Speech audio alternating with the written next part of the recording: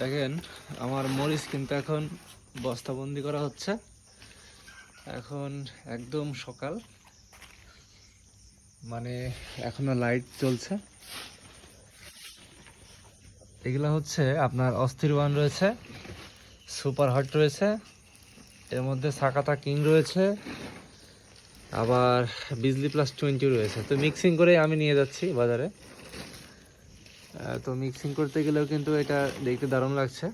আপনাদেরকে একটা জিনিস দেখাই, দেখেন এই যে ফুড বোরার, যেটা হচ্ছে মরিচের গোল করে ছিদ্র করে। দেখবেন আপনাদের জমিতে পাতা বা ডালে ছোট্ট পোকা রয়েছে, যেটা উড়ে বেড়ায় বা খুব জোরে জোরে চলে যায়, ওই পোকাটাই হচ্ছে এটাকে খাই। তো এটার জন্য বিভিন্ন কীটনাশক পাওয়া যায়। তো মরিচে এরকম হবেই। তো আমি যেটা করি, হাত বাছাই করি, যখনই দেখতে পাই হাত বাছাই করে মেরে ফেলি। তো দেখেন এই হচ্ছে আমার মরিচ। আরও রয়েছে যেগুলো আরেক জায়গায় রয়েছে। এই দেখেন কালার, দেখেন সবগুলোর প্রত্যেকটি অসাধারণ কালার, খুবই সুন্দর কালারের রয়েছে।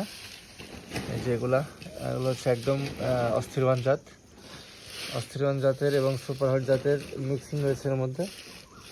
এখন এর মধ্যে কোনটা অস্থিরবান কোনটা সুপারহট বলা মুশকিল, কারণ দুটোই অনেকটা সেম কোয়ালিটি। তবে সাকাতা কিংহট দেখলেই বোঝা যায় এটা সাকাতা কিংহট। এই দেখেন অলরেডি বস্তা দুইটা ভরা হয়েছে, এখন এগুলো রয়েছে এবং আরেক জায়গায় রয়েছে অনেক, প্রায় 4 মনের মতো হারভেস্ট হয়েছে।